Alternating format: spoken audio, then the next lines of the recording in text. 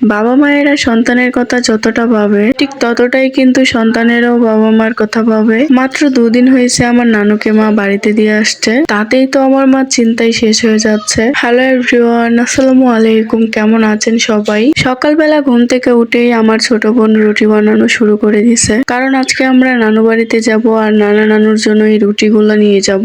সাথে তো কচুর শাকও রান্না করা হচ্ছে। আমার নানার আবার কচুর শাক দিয়ে রুটি অনেক বেশি পছন্দ, সেই জন্য আমার মা ঘুম থেকে উঠে আমাকে কচুর শাক এনে দেয় আর আমি এখন রান্না করে নিচ্ছি। কচুর শাকগুলোর সাথে তো আমি কিছু ডাউলও দিয়েছিলাম। এইভাবে কচুর শাক রান্না করলে আমার নানা অনেক বেশি পছন্দ করে। এদিকে তো বেগুন আলু দিয়ে একটু মাছের তরকারিও রান্না করে নিচ্ছি। আমার অলরেডি সব কাজ শেষ, শুধুমাত্র মাছের তরকারি আর রুটিগুলো খোলা দেওয়া বাকি। এই তো সেদিনকেই মা নানুকে গিয়ে বাড়িতে দিয়ে আসলো, আর দিয়ে আসার পর থেকে তো আমার মায়ের চিন্তাটা একটু বেশি বেড়ে গেল। সারাক্ষণ চিন্তা করতে থাকে তারা ঠিকভাবে খেতে পারবে কিনা, রান্না করতে পারবে কিনা, এগুলা নিয়েই পড়ে থাকে। চিন্তা করতে করতে তো মা অসুস্থই হয়ে যাচ্ছে। সেই জন্য ভাবলাম আজকে গিয়ে না হয় নানা নানুকে দেখে আসি আর তাদের পছন্দ মতো কিছু খাবারও রান্না করে নিয়ে যাই। যাই হোক, এদিকে তো আমার রান্না করা সব কমপ্লিট। মাছের তরকারিটা তো রান্না করে নিয়েছে আর এটা হচ্ছে রাতের তরকারি, আর এই হচ্ছে কচুর শাক। এদিকে তো আমার সবগুলো রুটি খোলা দেওয়াও হয়ে গেছে।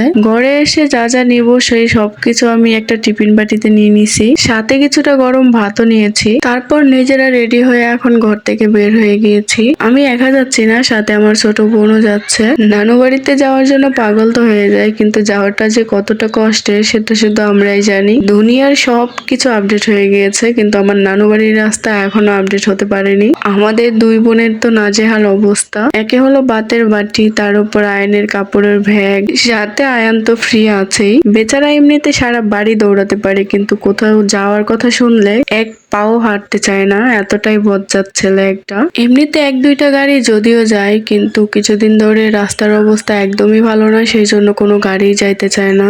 আমার তো অনেক বেশি খারাপ লাগতেছিল, সেই জন্য আয়নকে চায়নার কোলে দিয়েছিলাম, কিন্তু আয়নকে দেখে মনে হচ্ছে যেন চায়নাকে এখন চেনেই না, সেই জন্য চায়নার কোলে থাকতেই চাচ্ছে না। আসলে নিজে মা হওয়ার পর থেকে প্রতিটা দিন প্রতিটা মুহূর্ত বুঝতে পারতেছি মা হওয়া এতটাও সহজ নয়। ছোটবেলায় মায়েদের দেখতাম তাদের সন্তানকে কোলে নিয়ে কত ইজিলি হাঁটতেছে, তখন তাদের কষ্টটা অনুভব করতে পারতাম না, কিন্তু এখন ধাপে ধাপে বুঝতে পারতেছি। তো কিছুক্ষণ হাঁটার পরে তো আয়ন ঘুমিয়ে পড়েছিল, তারপর চায়নার কোলে দিয়ে দিছিলাম। আরেকটা কথা, সেটা হচ্ছে অনেকেই হয়তো বলবেন এত কষ্ট হচ্ছে তাহলে গাড়ি দিয়ে গেলেই তো হয়। আসলে আমাদের বাজিতপুর থানার আন্ডারে যেটুকু রাস্তা আছে সেটুকু অনেকদিন আগেই করা হয়েছে, কিন্তু কটিয়াদী থানার আন্ডারে যে রাস্তাটুকু আছে সেটা এখনো করা হয়নি। বড় বড় ট্রাক গিয়ে তো রাস্তার অবস্থা খুবই খারাপ। আমরা যদি কোনো ড্রাইভারকে বলি 50 টাকার জায়গায় 100 টাকা দিব, তাহলেও কোনো ড্রাইভার আসতে চায় না এই রাস্তায়। সেই ছোট্টবেলা থেকে হেঁটে হেঁটে নানু বাড়িতে আসতে হয়। এই দিকটাতে তো রাস্তার অবস্থা আরো বেশি খারাপ। যাই হোক, আশা করছি বলিয়ার এই রাস্তার নির্মাণের কাজটা খুব তাড়াতাড়ি শুরু করে দিবে। তো